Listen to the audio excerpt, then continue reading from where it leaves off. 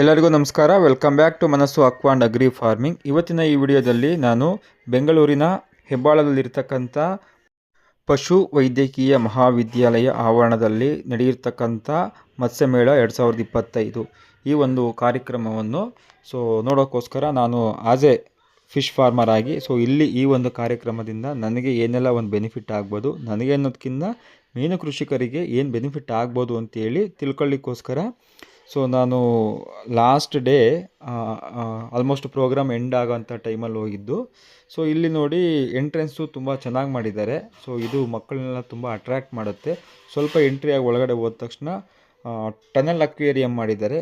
ಇಲ್ಲಿ ಅಲಂಕಾರಿಕ ಮೀನುಗಳನ್ನ ಪ್ರದರ್ಶನ ಮಾಡ್ತಾ ಇದ್ದಾರೆ.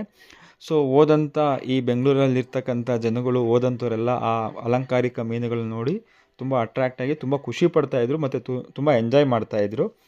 ನಾವು ನಮಗೆ ಆ್ಯಸ್ ಎ ಫಿಶ್ ಫಾರ್ಮರ್ಗೆ ಈ ಅಲಂಕಾರಿಕ ಮೀನುಗಳಿಂದ ಅಂದರೆ ಅದರಿಂದ ಏನೂ ನಮಗೆ ಉಪಯೋಗ ಇಲ್ಲ ಅದನ್ನು ಬಿಟ್ಟು ಸ್ವಲ್ಪ ಮುಂದೆ ಹೋಗಿ ನಾವು ನೋಡ್ತಾ ಇದ್ದಿದ್ದು ಫಾರ್ಮರ್ಗೆ ಇದರಿಂದ ಏನಾದರೂ ಇಲ್ಲಿಂದ ಬೆನಿಫಿಟ್ ಸಿಗುತ್ತಾ ಅಂತ.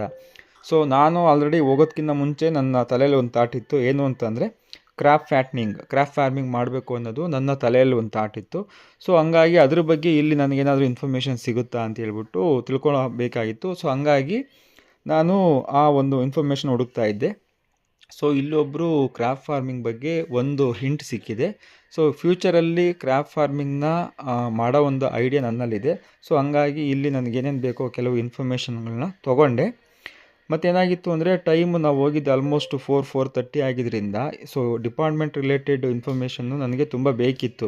ಅಂದರೆ ಸರ್ಕಾರದಿಂದ ಯಾವುದಾದ್ರೂ ಸಬ್ಸಿಡಿ ಸ್ಕೀಮ್ ಸಿಗ್ತಿದ್ದ, ರೈತರಿಗೆ ಏನಾದರೂ ಉಪಯೋಗ ಆಗೋಂಥದ್ದು ಏನಾದರೂ ಸಿಗುತ್ತಾ ಅಂತ ಹೇಳ್ಬಿಟ್ಟು ತಿಳ್ಕೊಳ್ಳೋಕ್ಕೋಸ್ಕರ ಹೋಗಿದ್ದೆ. ನಾನು ಹೋಗಿದ್ದ ಟೈಮು ತುಂಬ ಲೇಟ್ ಆಗಿದ್ದರಿಂದ ಅದ್ರ ಬಗ್ಗೆ ನನಗೆ ಹೆಚ್ಚಿನ ಮಾಹಿತಿ ಸಿಗಲಿಲ್ಲ.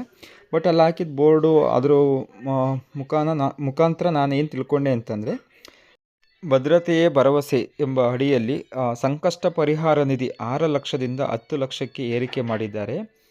ಇಲ್ಲಿ ಈ ಸಂಕಷ್ಟ ಪರಿಹಾರ ನಿಧಿನ ಯಾವ ರೀತಿ ಪಡ್ಕೊಬೇಕು, ಯಾವ ಸಮಯದಲ್ಲಿ ಇಲಾಖೆಯಿಂದ ರೈತರಿಗೆ ಸಿಗುತ್ತೆ ಅನ್ನೋದ್ರ ಬಗ್ಗೆ ಅಷ್ಟೊಂದು ಹೆಚ್ಚಿನ ಮಾಹಿತಿ ನನ್ನಲ್ಲಿಲ್ಲ. ಮುಂದಿನ ದಿನಗಳಲ್ಲಿ ಅದನ್ನು ತಿಳ್ಕೊಂಡು ನಿಮಗೆ ತಿಳಿಸೋ ಒಂದು ಪ್ರಯತ್ನ ಮಾಡ್ತೀನಿ. ಮತ್ತು ಇನ್ನೊಂದು ಏನು ಹೇಳ್ತಾ ಇದ್ದಾರೆ ಅಂತಂದರೆ 10,000 ಮೀನುಗಾರರಿಗೆ ವಸತಿ ಭಾಗ್ಯ ಸಹ ಕೊಡ್ತಾ ಇದ್ದಾರೆ. ಇಲ್ಲಿ ನಮಗೆ ಏನು ತಿಳ್ಕೊಂಡಿತ್ತು ಅಂತಂದರೆ 10,000 ಮೀನುಗಾರರಿಗೆ ವಸತಿ ಭಾಗ್ಯಗಳು, ಯಾರ್ಯಾರು ಕೃಷಿ ಮಾಡ್ತಿದ್ದು ಮನೆಯಲ್ಲೇ ಇರ್ತಕ್ಕಂಥ 10,000 ಮೀನು ಕೃಷಿಕರಿಗೆ ವಸತಿ ಭಾಗ್ಯ ಅಂತೇಳ್ಬಿಟ್ಟು ಸರ್ಕಾರದಿಂದ ಘೋಷಣೆ ಮಾಡಿದ್ದಾರೆ. ಮತ್ತು ಇನ್ನೊಂದೇನಂತಂದರೆ ಭದ್ರತೆಯ ಭರವಸೆ ಮತ್ತು ಮಹಿಳಾ ಸಬಲೀಕರಣ ಅಂತ ಹೇಳ್ಬಿಟ್ಟು ಹೇಳಿದ್ದಾರೆ. ಇದ್ರ ಬಗ್ಗೆ ಹೆಚ್ಚಿನ ಮಾಹಿತಿ ಬೇಕಿತ್ತು. ನಾನು ಹೋಗಿದ್ದ ಟೈಮ್ ಲೇಟ್ ಆಗಿದ್ದರಿಂದ ಡಿಪಾರ್ಟ್ಮೆಂಟವ್ರು ಯಾರೂ ಇರಲಿಲ್ಲ, ಹಂಗಾಗಿ ಹೆಚ್ಚಿನ ಮಾಹಿತಿ ಸಿಕ್ಕಿಲ್ಲ. ನೆಕ್ಸ್ಟು ಅದನ್ನು ಹಂಗೆ ದಾಟ್ಕೊಂಡು ಮುಂದೆ ಹೋದಾಗ ಇನ್ನು ಮಿಕ್ಕಿದ್ದು ಏನಂತಂದರೆ ಅಲ್ಲಿ ಫುಡ್ ಸ್ಟಾಲ್ಗಳು ಜಾಸ್ತಿ ಹಾಕಿದ್ರು. ಆಲ್ಮೋಸ್ಟು ಈ ಮೀನಿನ ಬಗ್ಗೆ ತಿಳ್ಕೊಳ್ಳೋದಕ್ಕಿಂತ ಜನ ಜಾಸ್ತಿ ಒಂದು ಫುಡ್ ಸ್ಟಾಲಲ್ಲೇ ಇದ್ದರು. ಇವತ್ತು ನಾನು ಕೊಟ್ಟಿರ್ತಕ್ಕಂಥ ಕಂಟೆಂಟ್ ನಿಮಗೆಲ್ಲ ಇಷ್ಟ ಆಗಿದೆ, ದಯವಿಟ್ಟು ನನ್ನ ಚಾನಲನ್ನು ಸಬ್ಸ್ಕ್ರೈಬ್ ಮಾಡಿ, ಫಾಲೋ ಮಾಡಿ ಎಂದು ಹೇಳುತ್ತಾ ಇವತ್ತಿಗೆ ಈ ವಿಡಿಯೋ ಇಲ್ಲಿಗೆ ಮುಗಿಸ್ತಾ ಇದ್ದೀನಿ.